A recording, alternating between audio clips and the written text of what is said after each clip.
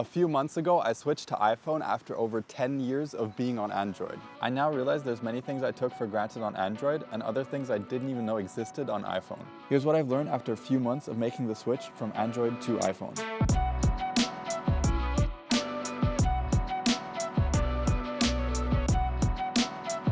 Quick preface, I was coming from a more mid-range Nothing Phone 1, so the switch to iPhone 15 Pro was a big step up, independent of the ecosystem.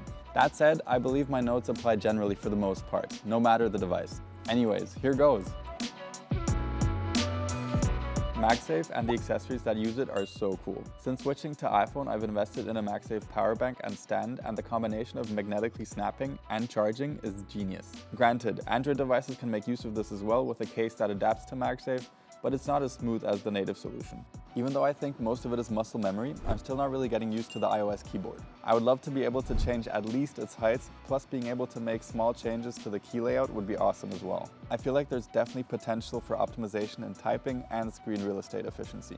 Even though I was expecting the camera to be great, it's better than I could have imagined. And then the added control you get with apps like Blackmagic Camera take the iPhone's camera versatility to an even higher level. At least for YouTube, the iPhone camera seems to me a fully fledged camera suitable for just about any use case. I've transitioned to using it as my main camera, which is something I was not expecting. Also worth a shout out, the stabilization system has definitely served me well on multiple occasions.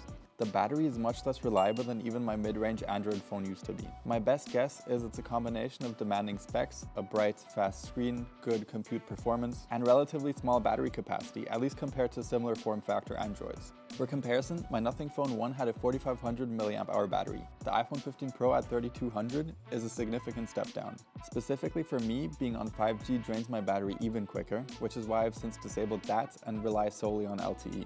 There's a lot to say about the switch in operating systems from Android to iOS. Let me know if you'd like a deep dive on this specific topic in a separate video. The gist is the following. For one, the iOS experience seems inconsistent at times. Specific elements aren't available in places you'd expect them to be, but then pop up later when you don't need them. For example, sharing Wi-Fi networks, which seems to appear only sometimes. Or the keyboard. Why is there no consistent button to hide the keyboard once you're done typing? Why is navigating back so different between apps? Also, I like how much information Android gives you. I'd love to at least have the option for the iPhone to tell me how long until a full charge, or exactly how much internet bandwidth I'm currently using.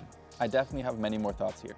Now this is just in terms of vibes, but Apple Pay is so satisfying. I know in terms of functionality, Google Pay is basically equivalent, but paying with my iPhone feels different. The exact part of the phone you hold to the card reader feels very intuitive, and Apple has definitely nailed the haptics and the sound of the ding.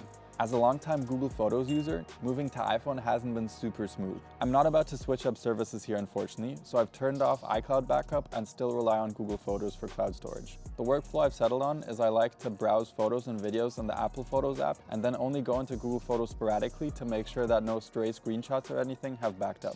Now the weird part is, since Apple Photos doesn't know about the Google Photos backup, but Google Photos has access to the camera roll, I have to go through Google Photos to delete media from both of them. I started using AirDrop instantly when I got the new iPhone. It's really cool to quickly transfer photos and files between friends, but what's impressed me the most is my primary use case, transferring video files from the iPhone to the MacBook. I didn't expect the speed and reliability, very technically impressive. While I still don't agree with Apple's approach to notification management with the Notification Center, what I have found is that notifications seem to arrive more directly. This may be something that's specific to my situation, but everything from banking to BeReal notifications reach me more immediately than on my Android phone. I think this might have something to do with iOS being slightly better tuned in handling background processes. So what's my verdict after 3 months? I mean, for one, I'm really impressed with the hardware. For example, the screen gets super bright and is beautiful. Also, the build of the iPhone 15 Pro is on point. It feels so good to just hold in your hand. And then there's the cameras, which of course are a combination of hardware and software, but they're amazing. The software experience, so using iOS coming from Android, is a different topic though. From my perspective, using iOS now for 3 months, I believe that Android is not as beautiful as iOS, but it's much more functional. Android is an operating system that really allows you to tune the software experience to your exact needs, which in turn allows you to be much more efficient using your phone. I feel like the lack of customizability with iOS does lead to slowdowns in the user experience at times. Sometimes my brain thinks faster than the phone reacts. This is at least my perspective coming from Android, where everything can be tuned to be very, very snappy. While this is, in my eyes, a sacrifice in functionality, iOS is still very pretty.